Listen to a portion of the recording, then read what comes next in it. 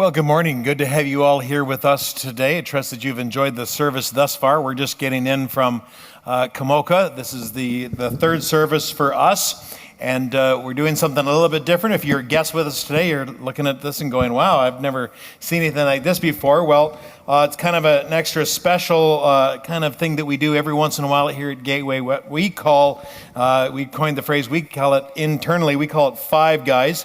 Don't worry, there's no fries or hamburgers following this. Can we do that? Yeah, we should do that sometime. We'll do a Five Guys and have a barbecue afterwards.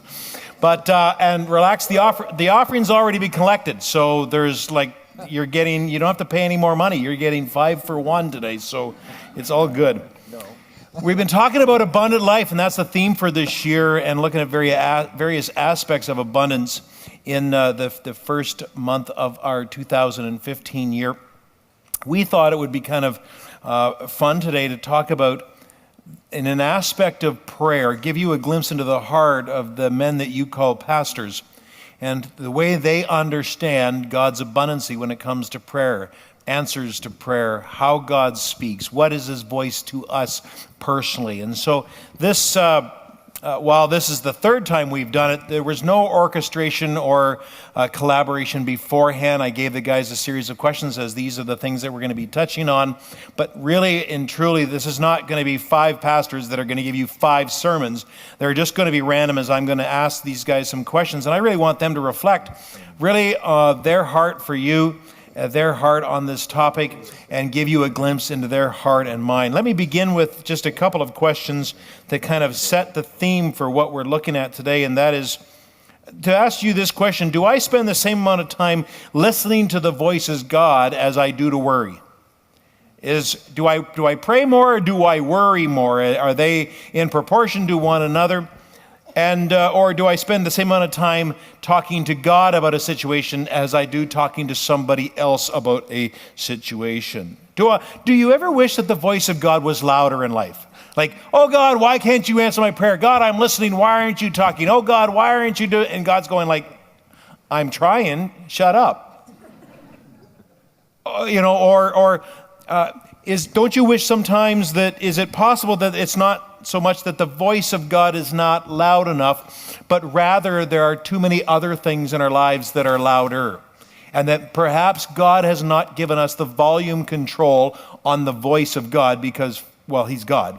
But rather what he has given us the volume control is on all of the other parts of our lives, and what's required of us is to turn the volume down on everything else so that we can actually hear the voice of God. These are just some of the questions that we kind of began with today as we talked about and looked at this idea of what is prayer. Why should we pray? It's huge today. A couple of weeks ago, I talked about the big ask. What are you asking God for that is infinitely, abundantly beyond you would ever dare ask or imagine? What are those things that you're asking God? And I want to begin today by just kind of asking these group of men, what is prayer to you? What does prayer mean for you? I'm going to start with Pastor Tim. Pastor Tim, what is prayer for you? Would you lead us in that thought today for you personally? Don't give us your pat answers. Tell us for you. Tim, what is prayer for Listen you? to this guy, I think the thing that comes to my mind is it's really about the one that I'm focused on, because the first thing I thought of was that prayer is different than any other kind of communication. It really is, and it's like I can have a conversation, with Pastor Dave, and I think he's a great guy, and I respect him a lot. But when I do, I'm not praying because of who I'm talking to. But sure. So the subject and the object of who I'm speaking to makes it prayer, for one thing, okay? And of course, it's the connection that happens in that. So when I am connecting with a person, I am speaking with them and they back to me. So it's like that.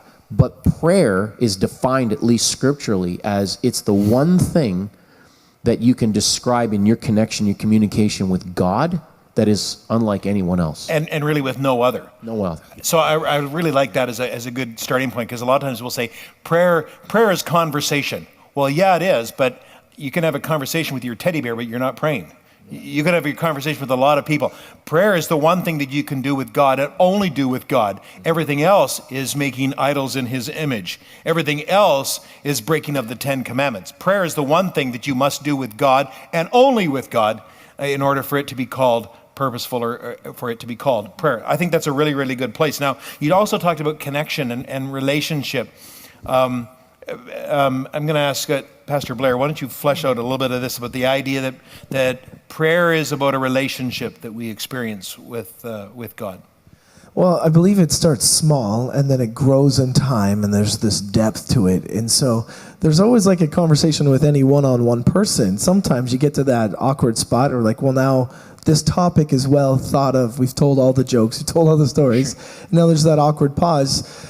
It's so that you have this choice to walk away or keep going. Same thing, I think, with God. You're connecting with God on these things, but it's not about how long it is, but you got to work yourself through to let the conversation grow, let the connection grow through a series of potential awkward moments throughout every time you meet with Him. Okay. So I also think it's about your spirit connecting to God's spirit. We tell our kids anyway that we ask Jesus into our heart, so our spirit is alive. And so when I go to pray as well, there's a measure of turning off all of the other senses and focusing on the person that I cannot see, that I cannot actually hear audibly, and let my spirit connect to Him, spirit, and let those spiritual senses kind of come up. And that can involve just praying in the spirit and like kind of turning your head off. Okay. I guess I should explain. Well, we'll talk in a second. Wayne, okay, good. Yeah. Wayne, prayer, relationship. What is it for you? It's interesting you say how it starts out as one thing and as you grow and develop. I once read a definition of prayer, and it said prayer is talking to the ceiling and hoping somebody's listening. And I'm very quick to judge that and say that's kind of a stupid definition of prayer because it's actually about communication. But there is a measure to when you first start where it does feel like, hey, I'm talking God. I'm sure talking to the ceiling, but it certainly pushes past that and becomes about the relationship you have with God, and it becomes deeper. He isn't up, right? And He isn't up. Yeah, you mentioned He's inside of us, and it's like that presence there. You're not just like... Yeah, we have a lot of confusing language to somebody who's new to prayer, isn't it? It's like, okay, so we look up to pray, or we look down to pray, or we close our eyes to pray, but we invite Jesus into our heart. It's like, wow, like there's a lot of things that we're doing that's going on here. Where is God when I'm praying? And so that can be a little bit of a difficult thing. We're talking about, though, about prayer and relationship. And the first thought that comes to my mind, I'm going to let Pastor Dave weigh in on this, is that the only relationships that I would consider to be intimate that would even remotely give us the same picture of my relationship with God would be that of the relationship that I have with my spouse or my wife or with my children. Flesh out a little bit about that, Dave, if you would, about the relationship, the earthly relationship that I might have with my spouse, as it kind of gives me an idea of my relationship with God or my way to connect with God. I think the more time that we spend with a person, the more we get to know them, the more that relationship grows and deepens and goes beyond just the words that we communicate back and forth. And I think with God, it's the same thing. It's not so much me saying, okay, I'm going to set aside a half an hour and I'm going to talk to God. And I've got this list of things and I've got to get, a chapter of the Old Testament and a chapter of the New Testament and a psalm and a proverb Sure. Very cold almost. Well, yeah. If you approach that kind of a conversation with Sue, if your marriage was defined by, okay, Sue, sit down. It's time for your 30-minute talk. It's 5 o'clock. Yeah. It's time for you and I to connect. I tried that once. How'd that work for you? And he's still married. Wow. Not so good. So good. So, but it's hard with God because, and it's been said, we can't see God. So He's the invisible one in the room. And yet, God is spirit. When we came to Christ, our spirit was made alive to God. And so it's this growing, nurturing journey of being comfortable with that relationship. And so I've been on this journey of just really desiring more than anything else being in the presence of God. Sure. And out of that, my prayer life has just radically changed. Yeah, it's a little bit like, do you work on your marriage? I'm not saying you don't. I'm not saying that marriage isn't hard work, but do you work on your marriage, or do you just be together and learn how to love to be with one another? Tim, prayer measures us. Prayer measures our relationship. If there are some parallels to this, prayer measures me. It measures my relationship with God. Talking about, my prayers reaching to the ceiling. It's okay to say, oh God, hi God, my name's Rick, nice to meet you. It's been a while. I've got a few things that I'd like to talk to you about today, or I got this need. Would you help me out with this today? I mean, that's not a bad thing, but that's a starting point. So, well, these guys have already talked about a little bit of the starting point of that, and that is not only relationship, but something that's cultivated with time. So if you just enter into a brand new relationship with someone that you're interested in, and your conversation level isn't very deep, that's okay, But if you've been married to them for 25 years, and that's still the case, there's something wrong with your relationship. And that's the same thing with our spiritual lives, in that if you're struggling still with communication with God and talking with Him and prayer and really connecting with God, then you really, really got to get into the heart of the relationship and find out what's wrong there. Because God desires that be grown and cultivated, so that time with Him seems to be more and more something that's desired and natural, and just being with Him. It's like, and for some of us here today, and I don't say this in a condemning way, but hopefully in a convicting way, that if you've been a Christian for 5 years or 10 years and you don't have an intimate relationship in terms of your prayer life with God, if you're like the little boy who's with their hands up looking into the candy store, and you're wishing you could get into that and you're not there yet, after 4 or 5 years, you're right, Tim, something's wrong. Like you should not be on the outside looking in going, how come I can't be there? You should be there after that many years. And I think that sometimes that idea that prayer measures us is a bit of a wake-up call. Hello, you're being weighed in measure against your relationship with God. Because then what happens is, then you pray, God doesn't answer your prayer, and who do you get mad at? Well, because you were never on His page. You were never in the candy store in the first place. So how could you say that you were praying in His will? Big question. So what do you do when God doesn't answer your prayer? I mean, you're a pastor, so God answers all your prayers. He doesn't answer any of theirs because they're not spiritual, but you're pastors. Well, now that Wayne is a reverend, I knew he was going to bring that up. God. Go ahead, Wayne. Yeah. I was just going to say, sometimes God doesn't answer your prayers, and if you want, real life example, 3 years ago, my wife's father was sick with cancer. And we prayed and prayed and prayed for God to heal him, and He didn't. And so, as you go through that, what you have to do is allow God to do a work inside of you. For me, it was knowing that He was there with me, knowing that He was helping me as I went through this. That's the benefit of the prayer. That's the benefit of having God with you. No, my prayer didn't get answered. Well, it got answered in the fact that he's not suffering anymore, but it didn't get answered the way I wanted at all. Yeah. But that doesn't mean, God doesn't answer my prayers. Yeah. No, it means I had to learn His will and to be in accordance with Him. Tim, God answers all your prayers, doesn't He?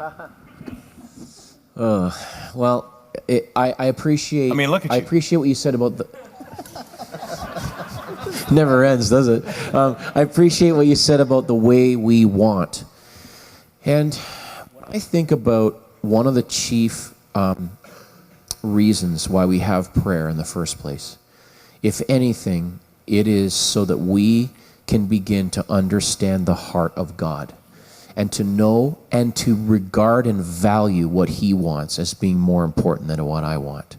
So that when I do pray, I am beginning to touch and connect with the heart of the Father and pray in such a way that is what He is desiring. And of course, that comes with praying according to the Word, praying as the Spirit leads, and there's lots of other roads we could go down to qualify that statement. But when we're praying for something specific, it is out of our hearts, and it is also hopefully learning more and more about what the Father wants And then when we see God do what he does best, because he's God, whether it is what we wanted or desired or understood, or whether it's something that's completely different that God showed us he was going to do, it is, do we then still trust him? Do I then still walk with him? Do I then still proclaim him to be faithful no matter what? And if that's the case, then maybe that's what God was desiring to do the whole time. Sure. So perhaps, a certain situation is going on with our kids and we're saying, oh God, would you change this? Would you affect this with our children? And then all of a sudden our world has fallen apart and it doesn't go the way we'd want with our kids. And we get, God, what are you doing here? God, why did you not answer this prayer? And God's going, don't you remember a month ago? 2 months ago, you said, God, whatever it takes, bring out the best in my child. And God went, okay, I will. I'll take you up on that. But that might mean that there's going to be some suffering. There's going to be a challenge. Because I want the best for your son, and therefore that means that this has to change in their life, because this isn't the path I want them on. This isn't the ultimate best for their life. And so that means if you want me to intervene to change their lives through my ultimate best, this has got to go. And the only way this has got to go is through suffering, through difficulty. So in fact, sometimes it's God going, I'm answering your prayer. Maybe you shouldn't have prayed it. Blair, tell us, when was the time when God spoke directly to you? When you know that it was a voice of God, when God was speaking to you? Well, there's lots of fun, small things to bring up, including like staff meeting a couple of months ago that I would say is kind of a fun one. I'll start with that.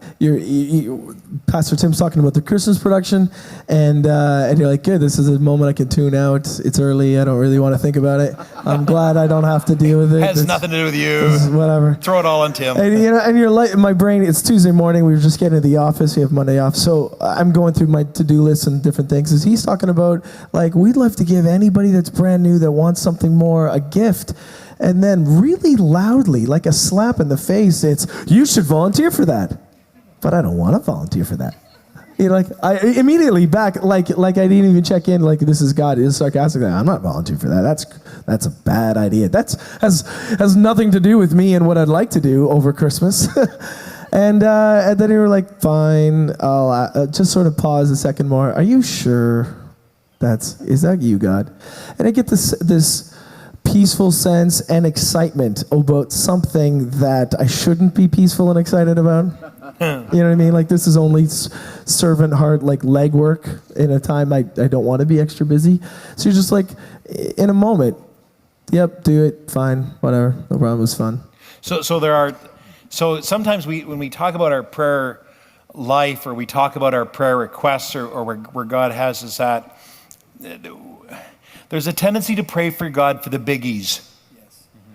Okay, this was a simple step of obedience for something that was relatively insignificant, other than you didn't want to do it. It was kind of boring. It was not in your wheelhouse of gifting. It was just a matter of, it was like Cheryl says to me, can you clean the table off after supper? And I go, woman, I prayed and God told me I didn't have to do that. God doesn't let me to do that.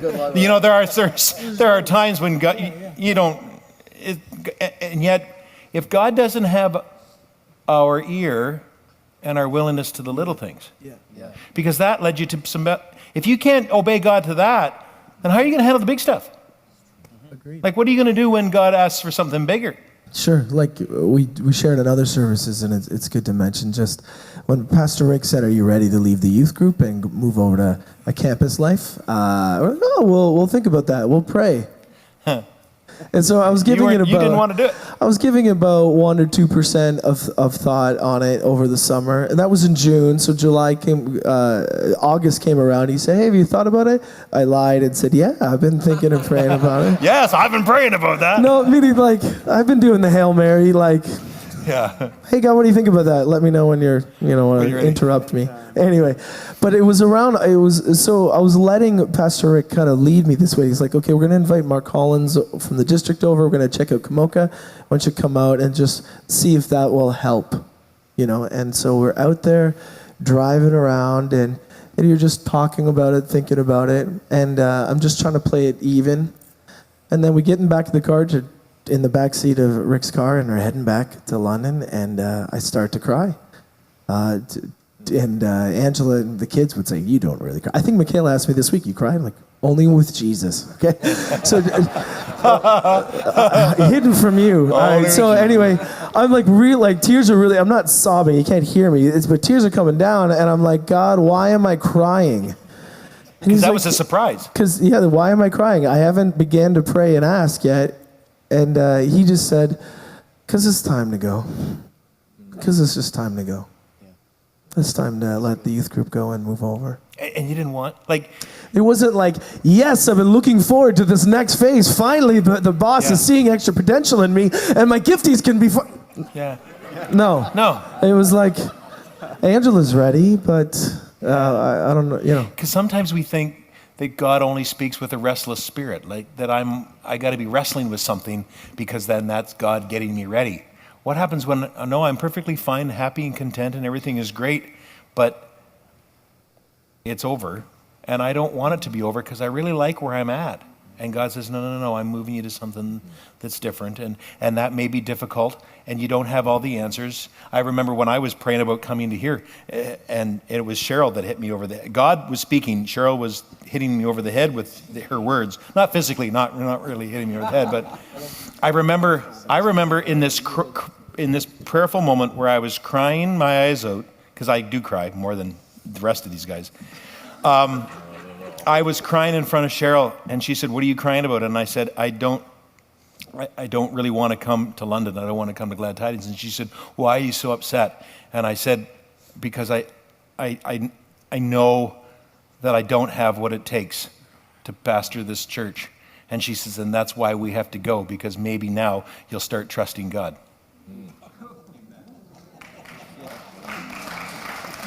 Your pastor does get spanked once in a while. And so can you just fill us in on how that worked out? Yeah. But that's the honest truth. That's not an exaggeration.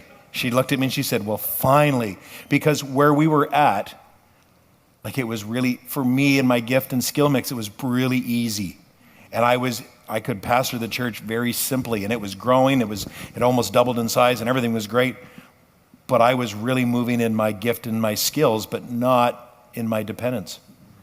And she said, "Well, now maybe now you'll start depending on God and not yourself." So there are times when God just kind of shakes the tree. Dave, tell us. There are a variety of ways in which God speaks, and I'm conscious of our clock, but sometimes God speaks.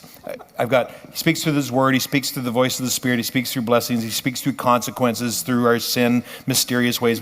God speaks sometimes through attacks. He speaks through difficult times. A lot of times when we're going through a difficult time and a suffering time or a challenging time or an attackful time, and we're going, "God, what are you doing? Why are you allowing this? Why am I in this consternation? I'm a child of God. I shouldn't be going through this." Sure. A couple things come to mind. One, sort of a long journey that both Sue and I have had with our oldest son, and being he just sort of marches to his own beat,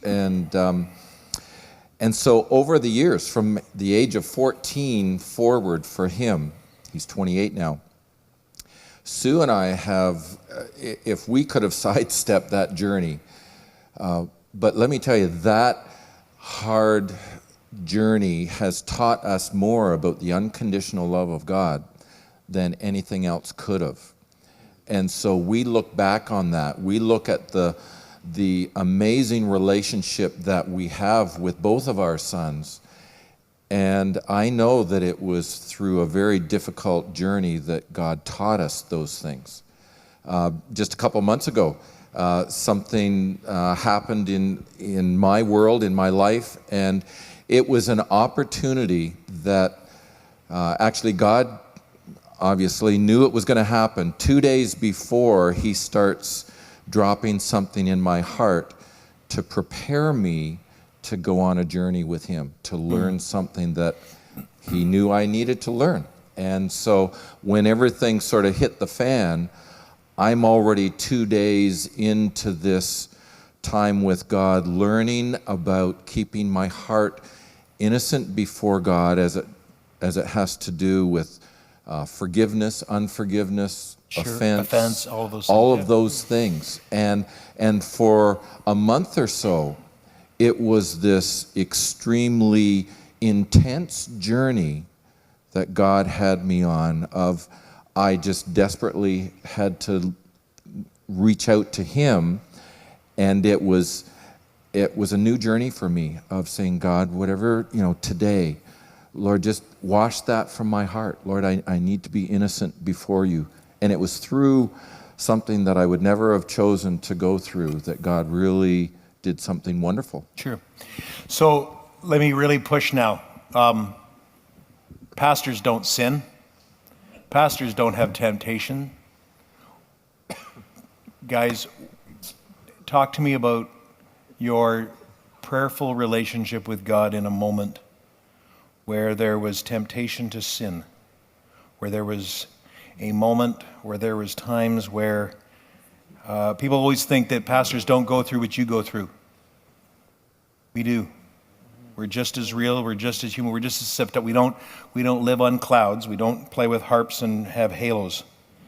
So where has prayer had to step up, help us to step up to the plate in terms of our own holiness, our own walk and journey with God? Who wants to go with that? Nobody wants to go to that. But and then Okay. and then the stories come. Sure, yeah, we all could. It was over my life as a guy. You can deal with different varying degrees of temptation when it comes to lust. And in the fall, just recently, it never happened to me before, sleeping soundly, and I don't wake up for anything. And if somebody's going to rob us, Angela's going to have to kick me out. Sure. If there's a fire, you're staying. It's good. We're good. We're good. Anyway, I felt like dead to sleep, and then all of a sudden standing up with only one thought: go look at pornography. Like standing next to my bed, you're like, wow, this is new. And feeling like the only thing to do, like this is a huge attack. It was like, this idea was almost like, when you talk about spiritual attack, this was so alarming, it's so new. So it was like, you're going to need to spend more time in prayer. You can't fight this alone. You can't fight this kind of level. So it was a moment to decide and a moment to pray about it. So you came to this pivotal moment where it was either you go downstairs or you go to prayer. Yeah, everybody's sleeping. You could easily get away with it. Your brain's like clicking away with, you can delete whatever. You're like, or let's deepen this relationship. Let's bring this to prayer. Let's deal with this. So do you think then that, like, was that the enemy or God or both? Like, do you think that God tests us in a prayerful way? I'm going to let Tim weigh in that as well. But Yes, I'm going to go with yes, absolutely. That he's like, I'll give you an opportunity to test. Yeah. So he let the enemy. Have like a moment. Bible, I don't believe that God tempts us, but he allowed the enemy to have a moment with you. I mean, sometimes we think that prayer is this impenetrable bubble that I'm going to pray and that insulates me, that I've got this big shell. You can't get me. You can't get me. And it's like, no. Yeah. Sometimes God goes, like we think Job is a 7,000-year-old story that hasn't happened since. Well, I mean, it says that Job was righteous unlike any other person in the whole world at that time. And look at what God let Satan do to him. Sure. I mean, you want to talk about him crying out to God and going, what on earth are you doing? You're not answering my prayers. That's what it felt like to him, right? And nowhere in Scripture does it say that God says, and I'll never do that again. Yeah. Like he said, I'll never send a flood again. No, he never said he wouldn't do that one again. He said to Job, I'm going to restore everything that you lost, all that stuff. And he did. But that didn't take away from what actually happened to Job. Like that would be with him forever. So it's like there are these moments, and I can relate to probably what anybody in this room has experienced, with moments where you're dealing with something real and it's a fight, and you know that there is a possibility of failure, spiritually speaking. And the failure is destructive. Yes. And here's the question that comes to my mind, and I can't help but think of it because I've thought about it in those moments, and I thought about it now when Blair was speaking. The question is prayer and laying it out to God the first thing that I do? Yeah. Is that my go-to? Is it, whether it really catches you off guard or whether it has been working on you for a little while, do I still bring it to God, or do I do a bunch of other things and then eventually, come to God? Is it my first response? Is God first response or fourth response?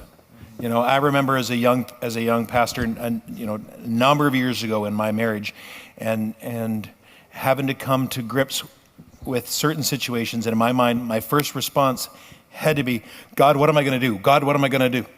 And when I have found myself walking in the Spirit and walking hand in hand with God, it has always been reflective of a first response. When I find myself as a second, third, or fourth response, especially for type A personalities, especially for people like myself, we are shakers and movers and problem solvers and fixers. I don't need anybody. I can do this myself. The moment I start strategizing the will of God and deciding how God's going to answer and fix this, then all of a sudden, me and God aren't right. And I've had to learn that if God's not my first response, my prayer life and my walk with Him is not where it should be. And you can carry on that facade a long time.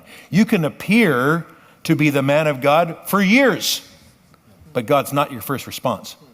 And we can carry it on and look pretty good. And most wouldn't even know. Most wouldn't even know. Let's move on a little practical. I think we got 3 or 4 minutes left. So let me just kind of move on to something that's really, really practical, because this was kind of fun. What does prayer look for you practically? I want to talk about your everyday experiences, because I know that most of us, you think that you pay us to pray. So we pray about 9 hours a day, and we really don't do anything else. So tell us, what does prayer life, I'm going to start at Tim, and I'm going to work myself across. Describe for me a day in the life of Tim Schwint, his prayer life. What does prayer life look for you? Couple things. One is something I started doing a while ago, and that is that whenever I have my time to read the scripture, I try to make it in the morning. Sometimes I don't always succeed, but that's my goal. And other times it's like, okay, I need to do that at a different time because I wasn't able to. But it is, while I'm reading the scripture, I find I am talking to God and asking Him about it and making it a prayer. So it's like, some people have heard this term, praying the word, like Sure. praying the scriptures. Yep. And so it's like what I'm reading is something that I am then talking to God about. And so it to me is a relationship between the two, prayer and the word going together. And another thing that comes to my mind is the whole pray without ceasing.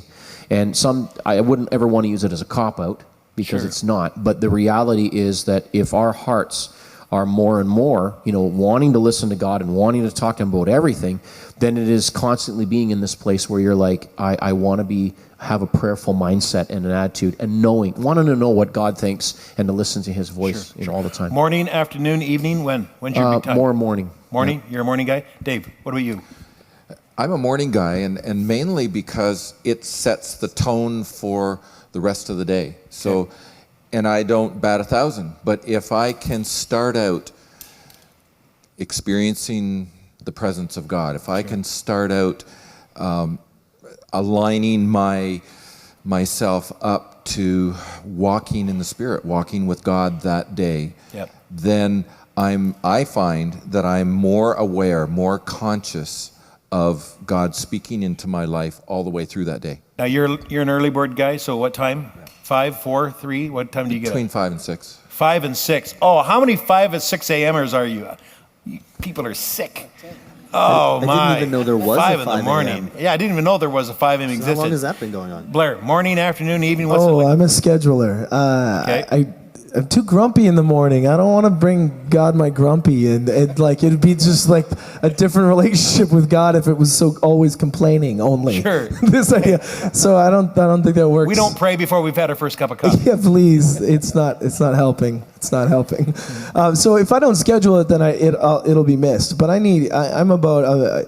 I want to schedule a 15-minute where I spend the first 5 just waking up my spirit, and so often there's music involved, and then I would pray in tongues or pray in the Spirit for a bit too, and then I could read and respond and listen, and kind of a 15-minute. Why tongues? Because it turns off my head. I can easily program, think, strategize, but that's the instant I can solve that problem, but I want God's wisdom, God's understanding. And so when I pray in the Spirit, then it connects with His Spirit. I'm praying for the things, and then He'll drop in thoughts because my brain is neutral. Sure. So you connect with God by turning the brain off. I think that's A little good. bit. Although it sounds different. Now, there's always checking and making sure it's biblical. And, Yep. and if you're going to radically change something, talk to Angela and other people. But yeah, that's when, if my spirit is speaking, then my brain is ready to have the thoughts, and those thoughts become louder from God. Sure. Pastor Wayne, what's prayer like look in a day for you?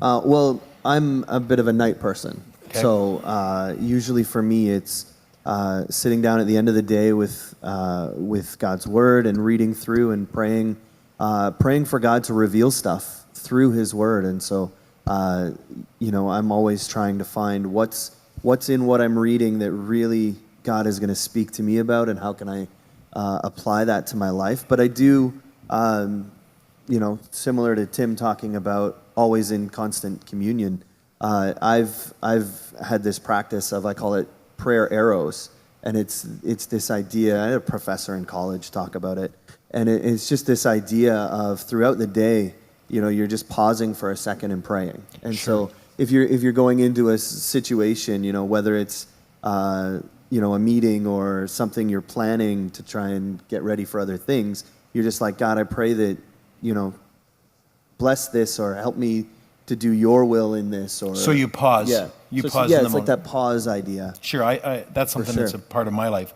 I'm a little quirky in that, because I'm a little ADD, in that I'm very highly distracted. For me, everything's squirrel. So confessions of your older pastor. I have a blankie. Of course he And- does. Yeah. He's Doesn't not he kidding. look like a... Now, it's a Blankie manly guy? blankie. It's a Pittsburgh Steeler blankie. But I have a blankie. And I do this faithfully. I come down in the morning, and I have this blankie. It used to be that, in the wintertime, it's always difficult because it's cold and there's only one fireplace. And so I will come downstairs. Cheryl's, she's already having her devotions. She's sitting beside the fireplace. I'll come and sit down beside her, and there's this tension, and she'll say, "What are you doing here?" And I'll say, "Well, I'm here to pray and have devotion." She'll go, "Not here, you're not." I'm not saying anything. I'm not talking to you. I want to talk to God. But you can talk to God anywhere you want, but you're not talking to him in this room. So I have to go find another spot to go pray. But because I'm so highly distracted, I take the blanket and I put the blanket over my head. Now, Charles Wesley's mother used to do this at the turn of the century. She had 11 children in a very small house. And so the only way that she could get alone time with God is she took her apron and she pulled it over her head. If the kids bothered her while she had the apron over her head, they got a licking. You never messed with mom. She was praying with God when the apron was over her head. So I kind of adapted that. I take the blankie, I pull the blankie over my head, and I sit here. And that is my moment. When the blankie's over my head, then I'm not looking at the fireplace, and I hear the birds, and there's the coffee, there's still dripping, and there's that cell phone that's calling, begging for me, because if I don't look at it, I'm lost again for the day, and I should pull out my laptop, or take a look at what's going on. All of these things, I pull the blanket over my head, and I sit there, and while the blanket's over my head, I'm alone with God, and I've got nothing else that I can look at. It's pitch black in there. And that's how I pray, and I've been doing that faithfully for a long time now, and it works for me. And I think that's probably the most valuable thing, is that you have to find something that works for you. And then, of course, the divine pause. I will often, when I'm had that longer period of time with God, then I will open up my calendar, and I will look at the events of the day, and I will pray through the calendar like I pray through the scriptures and say, okay, God, in this situation, what do you want me to say? What's my posture? How am I going to handle this? I want to wait here, make sure I say the right thing, because one phone call and I can mess somebody up. One bad decision and I can really have an effect on somebody here. Lord, I want to make sure that I handle this right. And this meeting, this I'm about to handle here, what do you want me to do with the church on this? I'm going to go into, are we going to be involved in this? Should we be involved in this? Is this something that you want us to do? And I will kind of go through that, and I do that as well with my personal life and family life. Just very quickly. Stand, sit, walk. What do? You stander? Sitter? Mostly sit, sometimes stand. Dave, what do you stand, sit? What do you? Sit. Sit. Tackle, like I'm going to pray with many of you this afternoon. Oh, in tackle? A tackle kind of formation. Actually, a bit of a pacer. You're a pacer. Yeah. You walk around, pace the floors. Dave? I tend to sit. You're a sit guy? Yeah, I tend to be a sit person. I pace once in a while. I find I pace if I'm really worked on something. If I'm really worked on something, I'll pace. I can't sit still for anything. And so generally if I'm pacing, I've got something big on the floor with me and God. Fasting regular, yes, no, confession. Who does, who doesn't? I don't enough. You don't? That's for sure. Once a year, I'll take 3 or 4 days. And every now and then I'll do like a 1 day for a month, so like Mondays for a month. Wow, that's pretty good. I didn't know that. I hate fasting. I do it, as you can, but I don't do it near as much as I should. Dave, you faster? Yeah, for something special, for like a... Sure. Between breakfast and lunch. Yeah. No, I can't. Yeah! Now that's a man of God.